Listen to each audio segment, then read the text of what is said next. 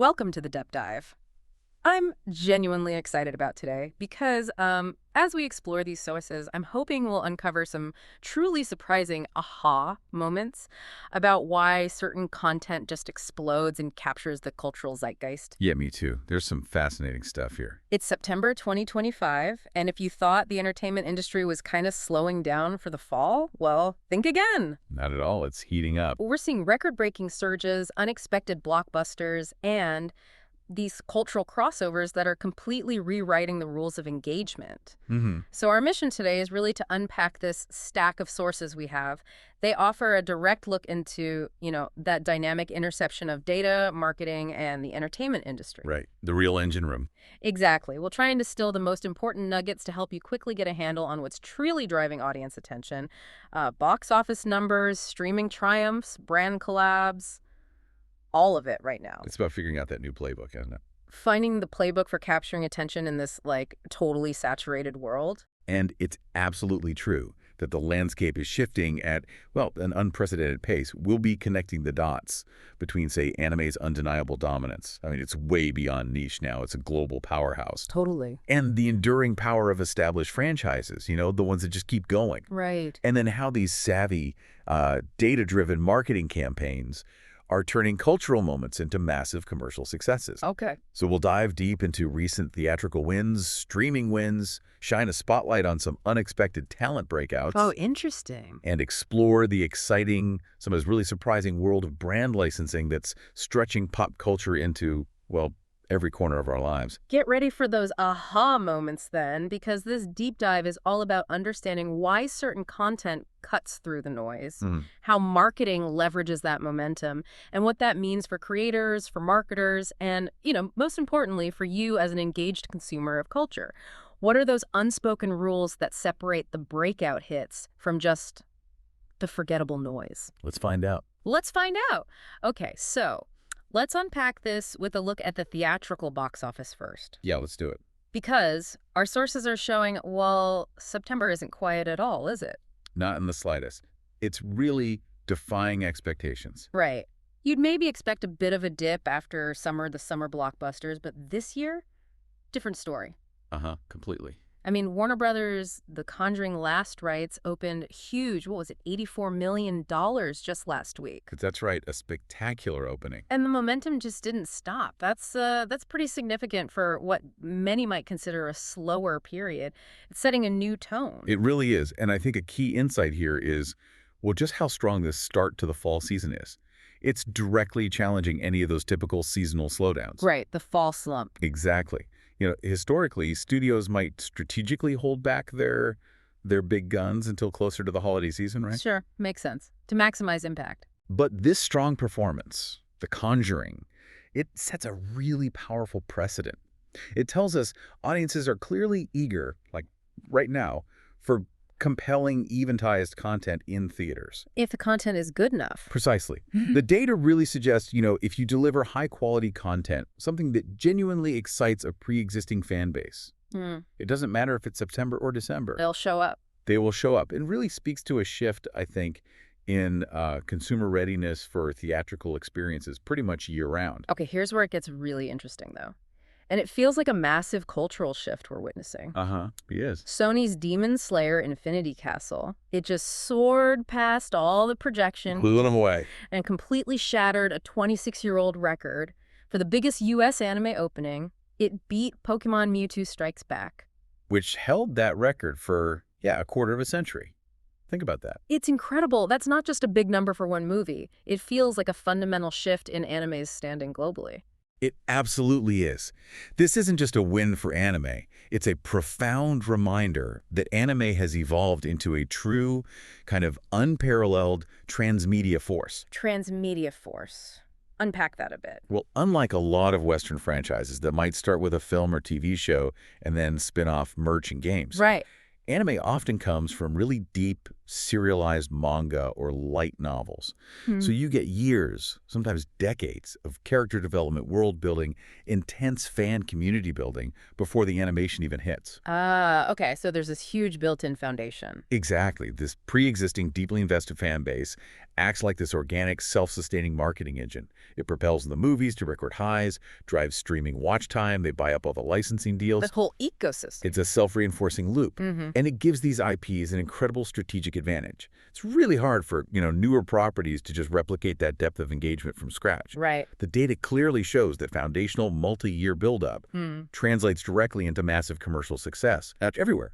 That's a powerful framework, this idea of a self-reinforcing multi-platform universe. But I wonder, is there a risk? Does this universe-building approach, while obviously super successful for anime, make it harder for totally new, original ideas to break through if they don't have that huge infrastructure already? That's a great question. A crucial one, really. Is the industry maybe getting too reliant on these, proven long gestating formulas? What does it mean for us, the audience? Well, for you as a consumer, it means stories that start in anime are becoming genuine cultural tentpoles. They influence everything: fashion, music, gaming, collecting. You see it everywhere. Right. It's not just about watching a show. It's about kind of living in the world of that content through all these different forms.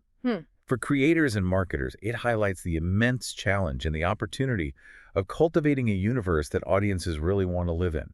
Fostering engagement so deep it drives both, like regular episodic viewing and big event-based moments. So replicating that, it's not easy. Yeah, not at all. Yeah. It needs careful, long-term planning across every possible touch point.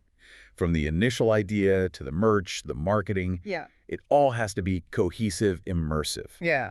It's about building a narrative that goes way beyond the screen. But doing that without that manga bedrock, that's a significant uphill battle for a lot of studios. Okay, so while we're seeing these huge new trends with anime and horror, we should also acknowledge the staying power of established fan bases. Absolutely. Don't count them out. Which brings us nicely to Universal's Focus Features release, Downton Abbey: The Grand Finale. It debuted at number 3. Solid debut. And it really proves that these beloved TV properties, with that super loyal fan base, they can find new life on the big screen, especially as like a communal send-off or a big event. Right. And this highlights a really crucial, sometimes maybe overlooked strategy for studios. Yeah. Leverage those existing highly engaged fan bases.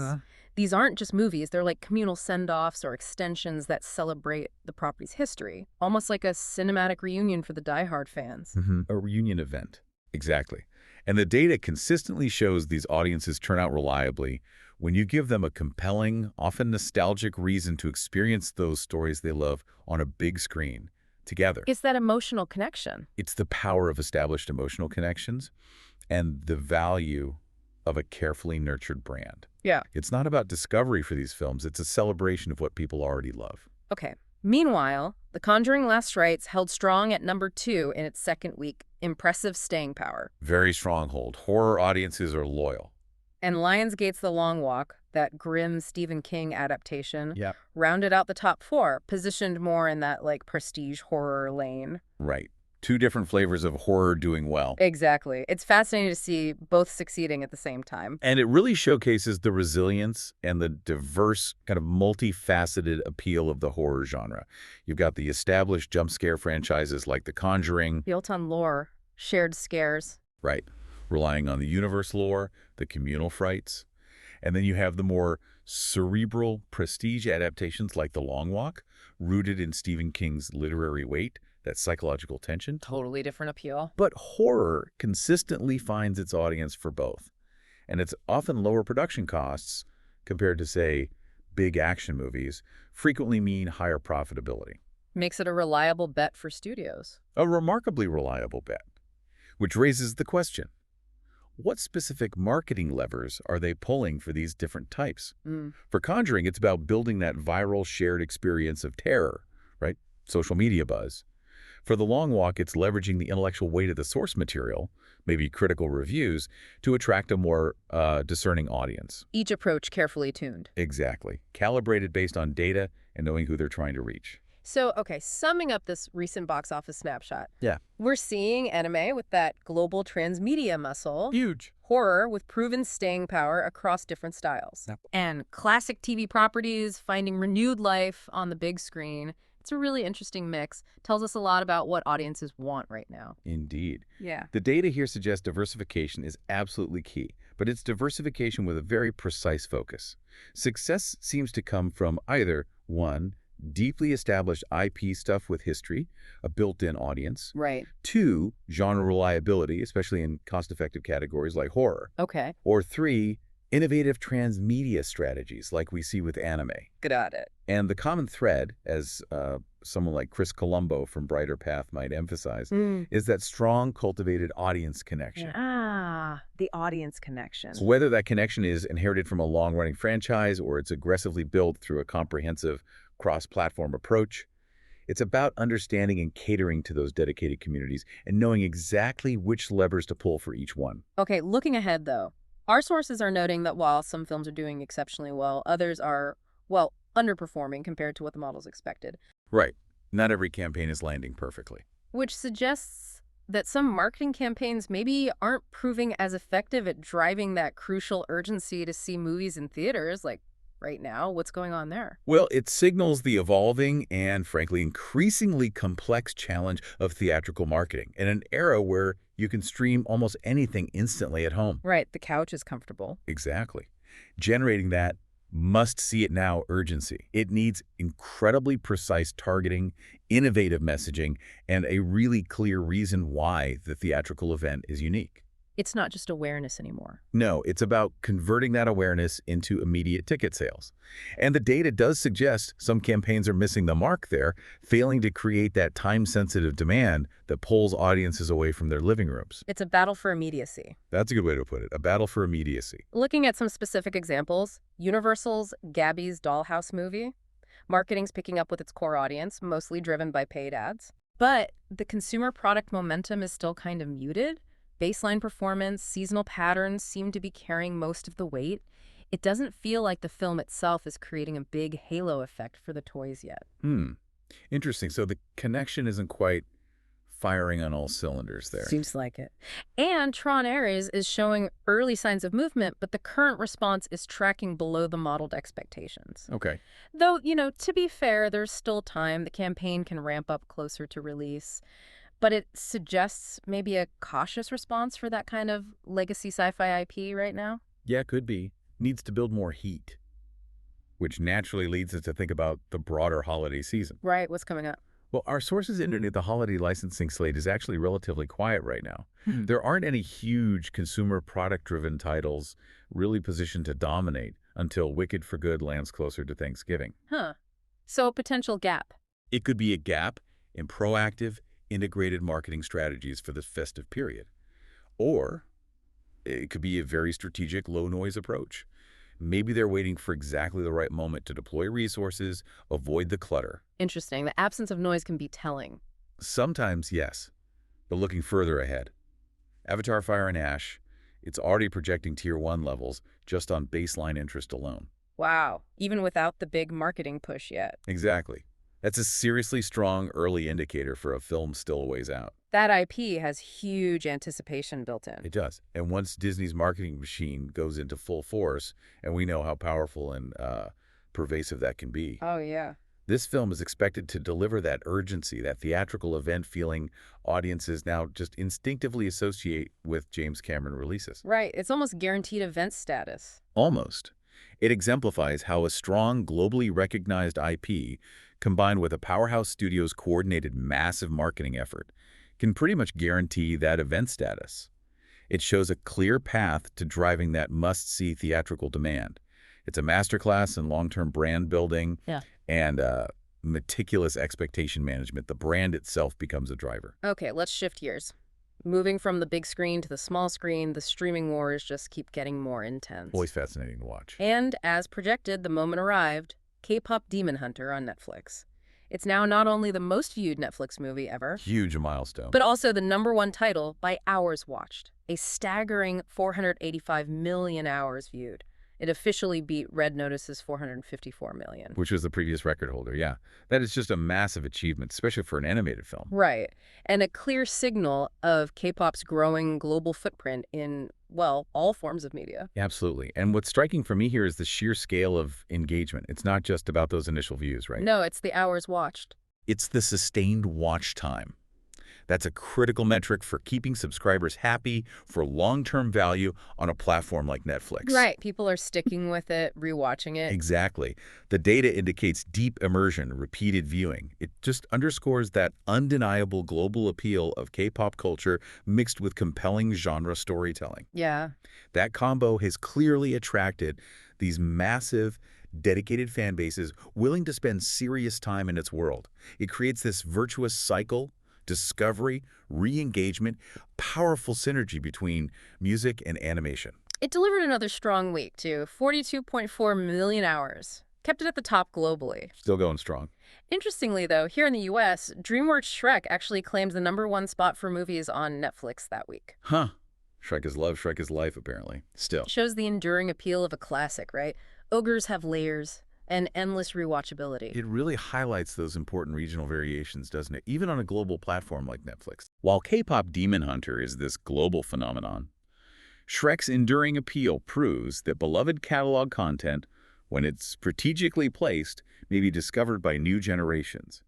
It can still grab significant U.S. audience attention. True.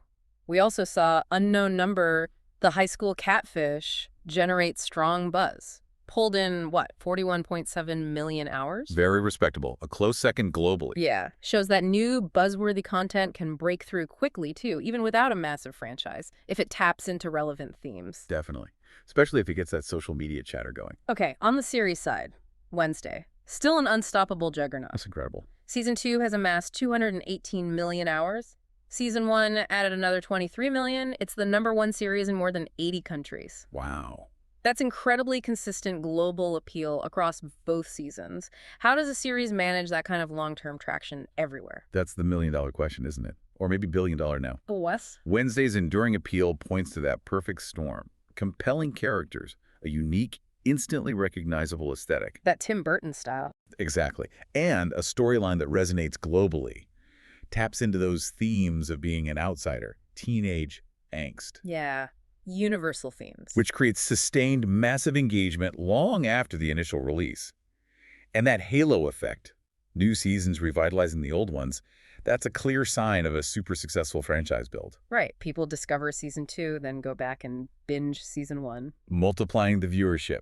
That level of cross-seasonal engagement is what every platform dreams of. It shows a deeply resonant IP driving continuous, massive viewership. These halo effects seem to be a recurring theme then, driving engagement across different platforms. Definitely a key strategy we're seeing. Like on Disney Plus N, the live-action Lilo and Stitch performed exactly as projected, #1 in over 70 countries. Solid performance. But here's the kicker.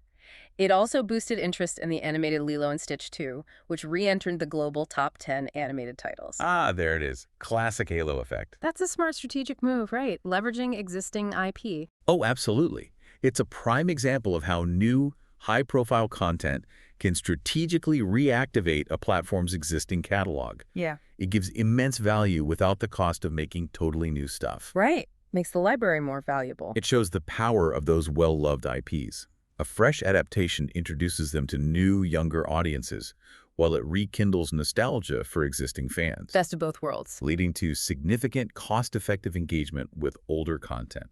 Extends the lifespan, the overall value of the whole franchise library. Super efficient way to maximize ROI on established IP. Okay, similarly, over on HBO Max, the theatrical release of the latest Conjuring movie, it reignited interest in the whole franchise on streaming. All 3 prior films took the top 3 spots for the week. Wow, direct link. Almost immediate translation from big screen buzz to small screen viewing. That powerfully illustrates the symbiotic relationship between theatrical and streaming now. A successful big screen event acts like this huge marketing engine, Driving people back to streaming. directly translating into increased viewership for related content on streaming. It just underscores that integrated ecosystem of content consumption and the powerful loyalty audiences have for franchises. Yeah. The theatrical experience becomes this critical top-of-funnel driver for ongoing streaming engagement, proves that traditional cinema still plays a vital role in building and sustaining that digital audience. Okay. Meanwhile, on Apple TV Plus Love Word, that Spike Lee film with Denzel Washington dominated globally, #1 movie in over 100 countries. Yeah, that tracks with Apple's strategy. Very much their brand. Prestige content. Right. It highlights Apple TV Plus' distinct approach. Invest in prestige, high-quality, star-driven content. Get global visibility, critical acclaim. They often go for that more curated quality over volume approach compared to some others. A different play in the streaming wars. Leveraging brand association with excellence rather than just sheer volume of content. Got it. Prime Video, on the other hand, seemed to be leaning into momentum. The Summer I Turned pretty kept dominating viewing, social buzz. Huge hit for them. Especially with its latest episode drop. And a new entry, The Runarounds, broke into their top 5. Feels like they're good at riding a wave. Yeah, that positioning reflects Amazon's clear strategy. Capitalize on Summer I Turned's heat, its huge social media presence. Right. While effectively riding that broader wave of success for young adult dramas, kind of like Netflix did with Outer Banks. Yeah, similar vibe. They're leveraging proven genre appeal, strong social media to cultivate consistent engagement. And then they introduce new, similar content to an audience that's already receptive. Smart. Know your audience. Give them more. Pretty much. It's about understanding what resonates with a specific, highly engaged demographic and then delivering more of it effectively. Okay, let's look specifically at the U.S. streaming landscape for a moment. For the week ending August 17th, Wednesday just dominated. Across movies and series. Single Wednesday, wow. Racking up an astonishing 2 billion minutes viewed across its 2 seasons. 2 billion minutes. That's just staggering. Isn't it? Then Sullivan's Crossing followed with 1.1 billion minutes. And Netflix grabbed #3 with K-pop Demon Hunters. Okay, so that sheer volume for Wednesday, it just shows the enduring appeal of a show that generates massive repeat viewership. That's huge for subscriber value, keeping people subscribed. Yeah. The inclusion of Sullivan's Crossing suggests maybe a significant, perhaps quieter, but deeply engaged audience for certain drama categories. Might not get all the buzz, but commands real attention. Right. Not everything has to be a viral hit. And K-pop Demon Hunter, continuing strong in the U.S. after its global debut, just reinforces its cross-cultural success. It translated well locally. Okay, completing the top 5 were Bluey. Bluey. Ever present. Continues to thrive with its core audience. And Grey's Anatomy. Still. Proving once again the enduring power of those long-tail hits. Yeah. Built loyalty over years and years. Right. This diverse mix, you've got new blockbusters like Wednesday, niche dramas like Sullivan's Crossing, beloved kids content with Bluey, long-running network shows like Grey's. It really demonstrates the incredibly varied ways people stream. Yeah, everyone watches differently. And it highlights the ongoing immense value of having extensive content libraries. Those older beloved titles keep contributing significantly to engagement, comfort viewing, discovery for different demographics. So for the platforms? For the platforms, this data just underlines the importance of a balanced portfolio. Cater to diverse tastes, different viewing patterns, make sure there's sustained subscriber value across the board. Okay, let's talk about connected TV platforms. CTV. Per Looper Insights, The Summer I Turned pretty held steady as August's top-performing title across those platforms. Still strong there, too. Generated an impressive $5.25 million in media placement value, or MPV. That was fueled by a 17% lift from July. Seems like a good return for visibility in a, very crowded space. Yeah, and that metric, media placement value, MPV, it's absolutely critical in this competitive CTV landscape. Explain MPV a bit more. It's not just ad spend, right? No, exactly. It's more sophisticated. It quantifies the earned media value of prime digital real estate on smart TV interfaces. Basically, how much would you have to pay in traditional ad to get that same level of user visibility for a title? Okay. So it's about the value of that placement. Precisely. For content providers, optimizing for MPV is now as crucial as the content itself. It influences algorithms' financial incentives for placement. This data point really underscores the significant ROI for strategic advertising and premium placement.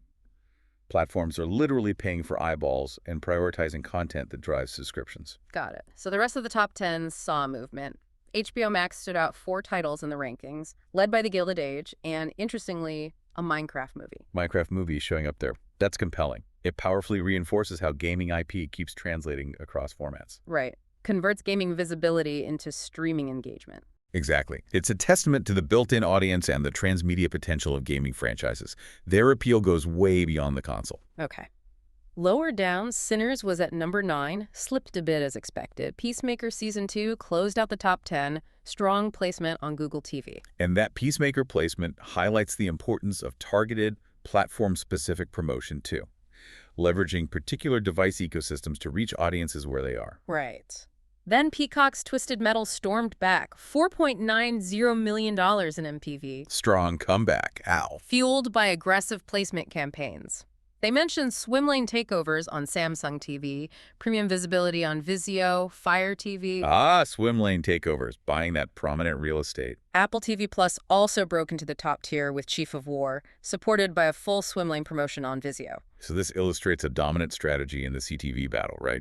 To cut through the noise, platforms are investing heavily in aggressive, high-visibility placements. Buying that digital shelf space. Right. Exactly.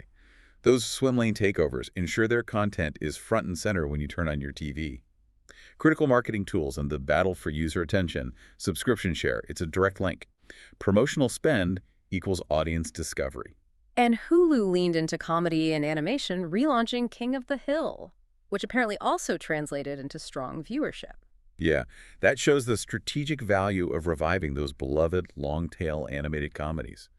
Caters to a specific loyal audience looking for that nostalgic comfort viewing. Sometimes what's old is new again and very valuable. On the platform side, Prime Video again dominated the app rankings, $125 million in MPV. Whoa. Reflecting not just their content depth, but also that aggressive use of promotional real estate we were talking about. Absolutely. That data highlights the direct correlation between promo spend and app visibility. Prime Video's dominance isn't an accident. No. It's a direct result of a deliberate, data-driven strategy. Leverage every available piece of digital real estate on CTVs to grab and keep users. It shows that even with a strong library, aggressive marketing and prime placement are essential to stay on top. Content alone isn't always enough. Often, no.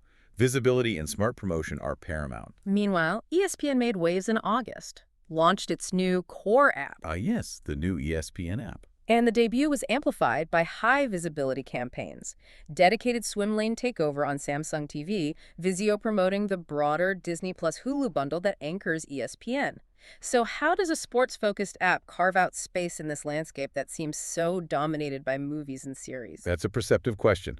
Sports content has different consumption patterns, right? Often live, event-driven. Totally different. So by integrating within a larger, comprehensive entertainment ecosystem, the Disney Plus Hulu bundle, and executing these aggressive, targeted placements on major CTV platforms, ESPN aims to become an indispensable part of a broader entertainment package.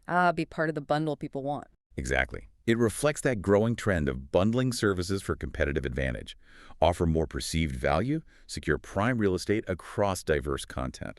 It's about being where the users already are, not just with your own app, but as part of that larger, appealing ecosystem. Okay, so the ripple effect of all this entertainment success, it goes way beyond the screen, right? Directly impacting things like music charts. Oh, absolutely. The connection is undeniable. This week on the music side, K-pop Demon Hunters continues to chart strongly. 4 tracks in the top 10 globally. Golden is at #1. So number 1.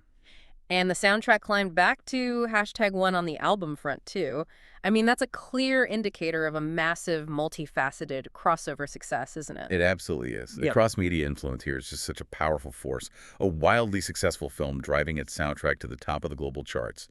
It just demonstrates how potent IPs can create these multifaceted cultural moments. Yeah. Impacting everything from film viewing to music listening. It really reinforces that idea of a fully integrated fan experience. Engagement with one thing naturally leads to engagement with another. The music becomes an extension of the world. Exactly. A deliberate marketing strategy drawing fans deeper into the franchise's orbit. Okay, the biggest new arrival on the charts comes from Lady Gaga.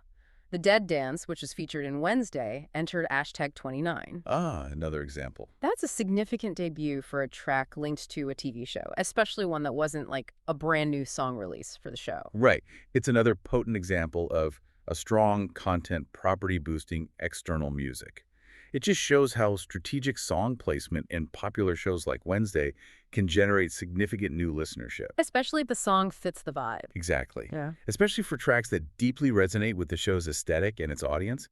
It introduces music to this vast, engaged audience, gives it a fresh life, a commercial boost, often months or even years after it first came out. That placement is often data-driven too, right? Oh yeah, selecting tracks that align with audience demographics, show themes, maximize that impact.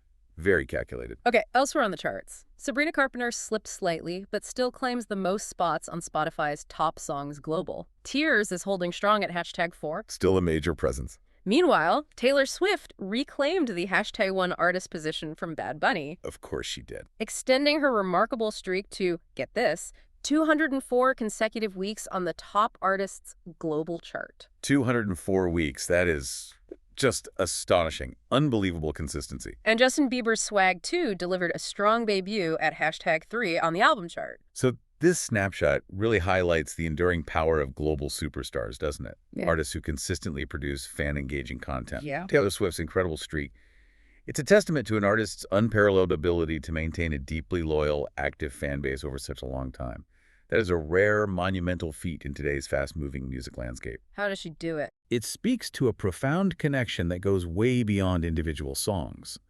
Built on consistent engagement, a strong artistic brand, a deep understanding of what her audience wants. It's really a masterclass in long-term artist-fan relationship management. And the success of these shows and films, it also creates breakout stars, obviously. Yeah, launching careers. Owen Painter, for instance, gaining significant momentum from his breakout role as Isaac Knight in Wednesday Season 2. A new face. He got a Vulture profile, a VMEN feature, a Spotlight episode on Netflix's own Woecast, all amplifying his presence, cementing him as one of the show's standout new faces. And that demonstrates how a breakout role in a massive streaming hit like Wednesday can just rapidly elevate an actor's profile. Yeah, it happens fast. And that coordinated media amplification of prestigious outlets like Vulture, VMEN, plus platform-specific stuff like Woecast, that's textbook modern talent marketing in the digital age. Building buzz. Meticulously building buzz, establishing credibility, introducing the actor to that wide, deeply engaged audience, moves them from unknown to recognized name very quickly. Okay, Emma Myers. Enid Sinclair. She continues to ride strong buzz, especially after revealing that big werewolf cliffhanger was a last-minute surprise even for her. Huh. That fuels the fan theories. Totally. Fan campaigns have also positioned her as a top choice for the Life is Strange TV adaptation. Oh, interesting fan casting. And her recent People Style Watch cover expands her reach beyond just the Wednesday fan base. Right. And what's fascinating there is the power of that fan engagement, right? How unexpected story details, like a cliffhanger the actor didn't even know about, can fuel intense fan speculation, drive content creation in those communities. They really run with it. They do. And her expansion into lifestyle media like People Style Watch, that shows a deliberate, successful strategy to broaden her appeal beyond just one iconic role. Becoming a style icon. Positioning her as a style icon, an influencer, tapping into broader pop culture conversations, diversifying her public persona. That's absolutely key for long-term career growth. Okay, Jenna Ortega. Not only back on screen, but also stepping up behind it. Executive producer on Wednesday Season 2. Taking on more responsibility. Her growing interest in directing has been a hot topic too. Plus, those style moments keep her firmly in the pop culture spotlight. And this raises an important question about talent evolution within a hit franchise and in the industry generally. Yeah. Ortega moving into an EP role, her directing ambitions. It reflects a deeper engagement with the creative process, signals a more mature, influential role. Moving from performer to creative force. Exactly. Yeah. It's a strategic career move. And her continued strong presence in style and fashion maintains her visibility as a cultural icon, reinforces her multifaceted appeal, keeps her relevant even beyond the acting. Then there's Evie Templeton, captured attention for her layered portrayal of Agnes DeMille in Season 2. Ah, yes. Complex character. Critics praised her ability to transform what could have been just a one-dimensional stalker role into one of the show's most complex, talked-about arcs. And that really highlights the power of nuanced character development Yeah. and just a strong, compelling performance. Yeah, she was great. In a show with established stars, a massive following, a compelling portrayal of a complex supporting character can generate significant critical buzz, elevate an actor's standing. It proves that depth and strong acting can really captivate an audience, even in roles that might seem secondary. Often creates new critical darlings who go on to bigger things. And finally, Richa Morjani. drawing new buzz from her role in Alien Earth. Right, moving into sci-fi. Which brought her into the sci-fi spotlight, introduced her to a broader global audience, and she recently signed with UTA across all areas, signaling bigger career moves. Yeah, that showcases the strategic value of genre projects for expanding an actor's profile. Moving into sci-fi, with its dedicated, passionate, global fan base, that's a clear path to broader recognition beyond maybe previous, more niche roles. In signing with UTA. Signing with a major agency like UTA across all areas. That indicates significant career momentum, strategic planning for a diversified future. It's a calculated move to capitalize on that new visibility and translate it into a broader, more impactful career. Okay, let's look ahead to the future. Some major film projects already on the horizon. Always exciting to see what's next. Illumination and Nintendo have confirmed their next big animated feature, the Super Mario Galaxy movie. Ah, the sequel? Makes sense after the last one's success. Set to release April 3, 2026 in the US, it's a sequel to the 2023 global smash The Super Mario Bros. Movie.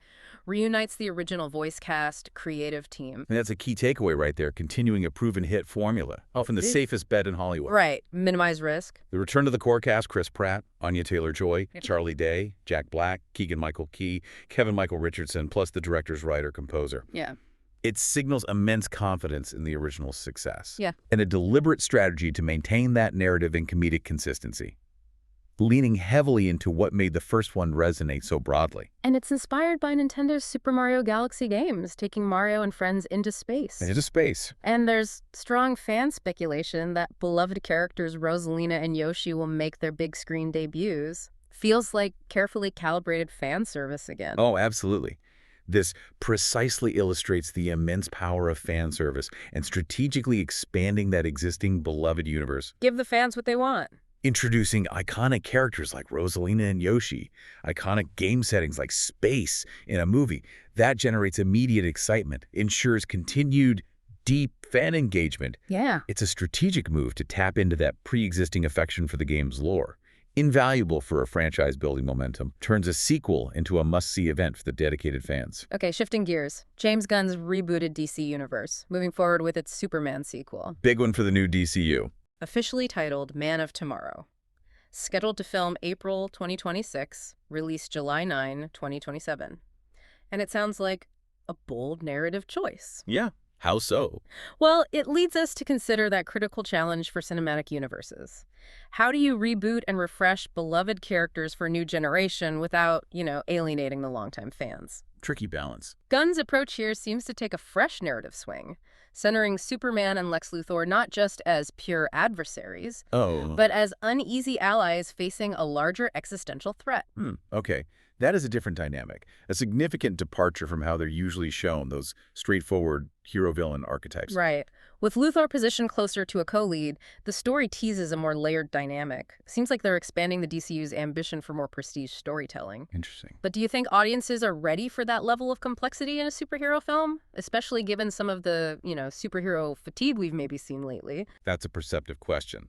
The industry is definitely feeling that fatigue.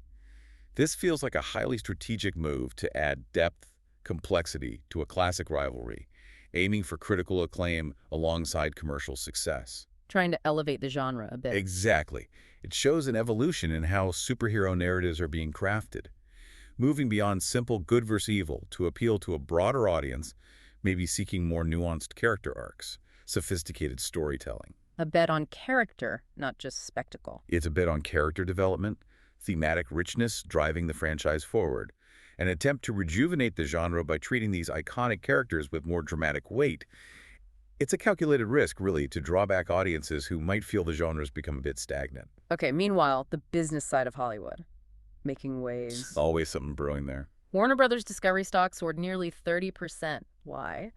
Reports that David Ellison's Paramount Skydance, backed by the Ellison family, is preparing a cash-heavy bid to acquire WBD's studio and network assets. Wow. That's a huge potential shakeup for the entire industry. Right.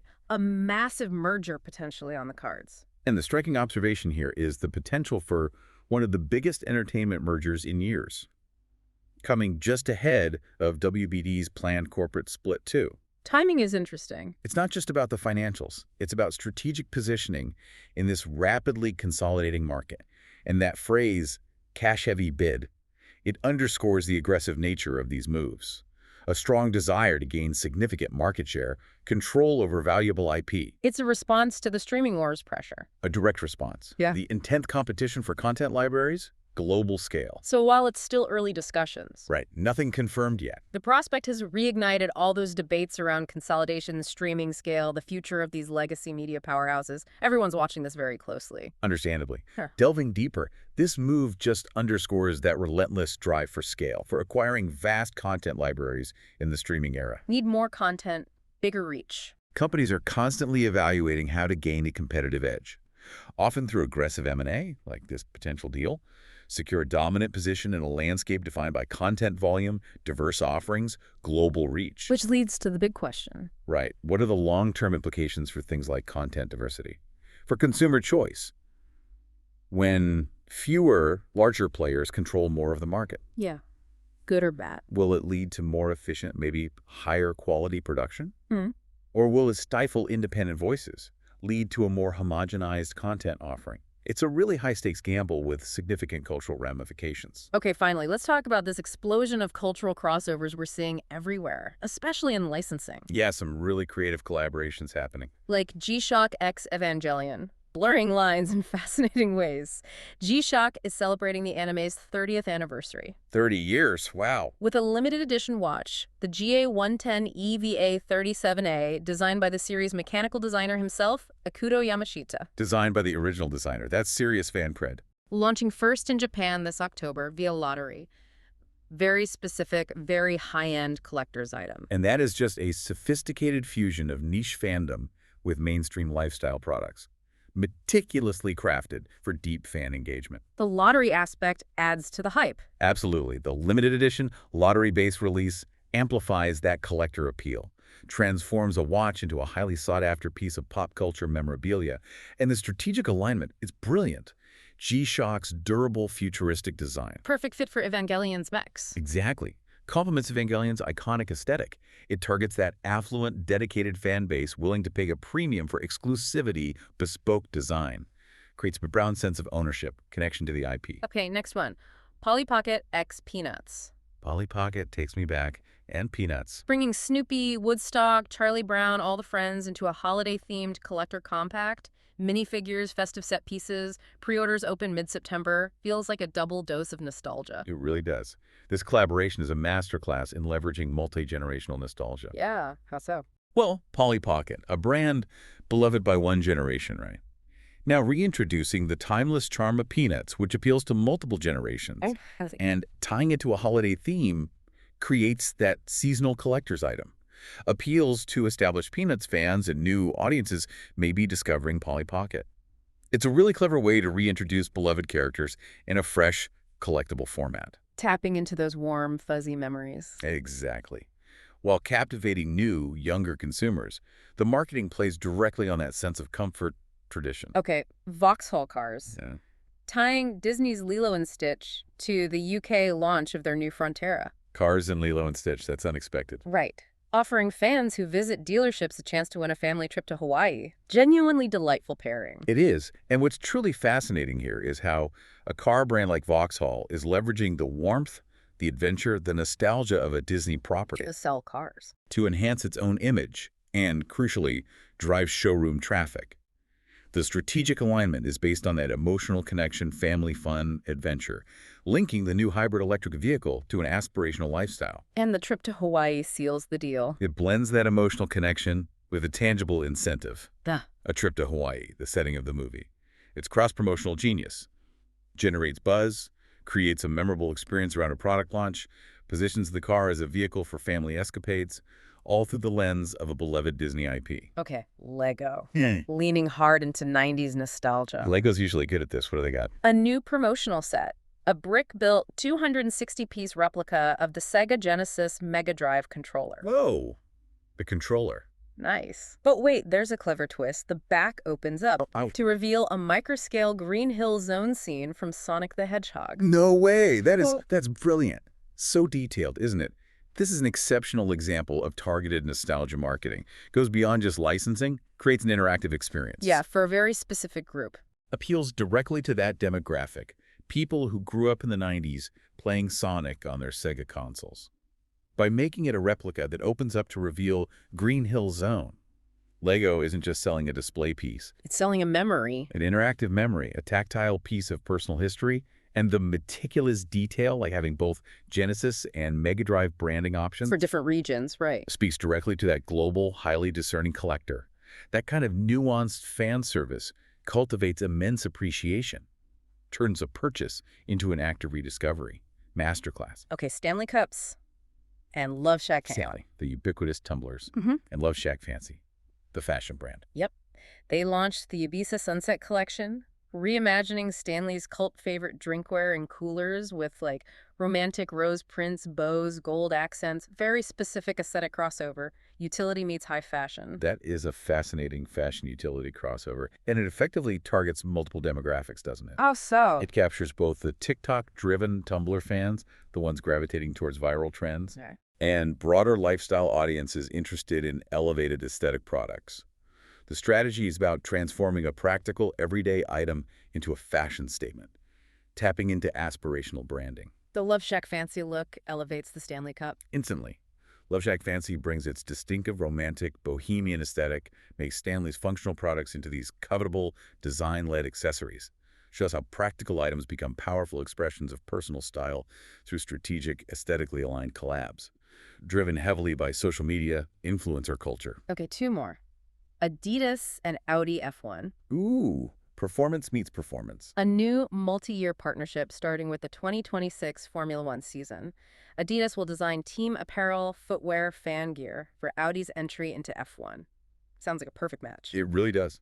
This positions the collaboration squarely at that intersection of high-performance sport and global lifestyle branding. F1's audience is huge, global. Massive. And it attracts a sophisticated, affluent, style-conscious audience. This partnership leverages that immense reach, integrates high-performance athletic apparel with a luxury automotive brand. Appealing to people who value innovation, speed, prestige. Exactly. Adidas gets a high-profile platform for its sportswear innovation. Audi's F1 team benefits from associating with a global leader in athletic fashion. Powerful brand synergy that goes way beyond the racetrack, right into mainstream fashion. And finally, GAP and Disney's The Nightmare Before Christmas. Ah, seasonal classic. Rolled out a 24-piece collection. Hoodies, tees, jeans, accessories across adults, kids, babies. Featuring Jack Skellington, seasonal motifs, smart seasonal play, covers all the bases. Absolutely. This drop is a prime example of tapping into that powerful Halloween nostalgia while strategically pushing Gap deeper into pop culture licensing across all demographics. Nightmare Before Christmas has broad appeal. It's a beloved, visually distinctive IP with a massive cult following that transcends age. So it's a smart move to leverage it for seasonal merch that appeals to everyone, babies to adults. Shows the power of fandom in retail. The pervasive power. It creates this cohesive, family-friendly collection celebrating a unique holiday classic. Maximizes sales during a key retail period by connecting with that deep emotional resonance. Hashtag outro. Wow, what an incredible deep dive that was. We covered a lot of ground. Seriously. From anime-shattering box office records, K-pop Demon Hunter just dominating streaming, to that intricate dance of cross-platform marketing, the explosion of brand collabs like LEGO and Sega, it's undeniably clear the entertainment landscape is more dynamic, interconnected, and strategically complex than ever. Absolutely. Feels like we really pulled back the curtain on the new playbook for grabbing attention. Indeed. And if we connect all these threads, look at the bigger picture. What stands out most is that relentless, data-driven pursuit of engagement across every single possible touch point. It's everywhere. Whether it's through deeply integrated transmedia storytelling, savvy content placement on crowded CTV platforms, or those unexpected brand partnerships, extending IP into every facet of lifestyle. The goal is always to create a comprehensive, immersive experience, one that captivates and, crucially, converts audiences. Right. It's not just about eyeballs, it's about action. Exactly. Data and strategic marketing aren't just supporting elements anymore. They are the core engines driving these cultural phenomena, constantly adapting to where audiences are, what they crave, and how to deliver it in the most impactful way. Okay, so as you, our listeners, look at your own consumption habits or maybe your own creative projects or marketing strategies, consider this. In an era where every piece of content, every collaboration, every marketing push is so meticulously designed for maximum impact and engagement, what's the next unexpected crossover? The next unheard of record that will truly define the future of entertainment? What's the next big surprise? Exactly. What will you be watching or listening to or wearing that you never saw coming? And what deeper forces will be driving its emergence? Something to think about. Definitely something to think about. Thanks for joining us for this deep dive into the fascinating world where data, marketing, and entertainment collide. Thanks, everyone. We'll catch you next time.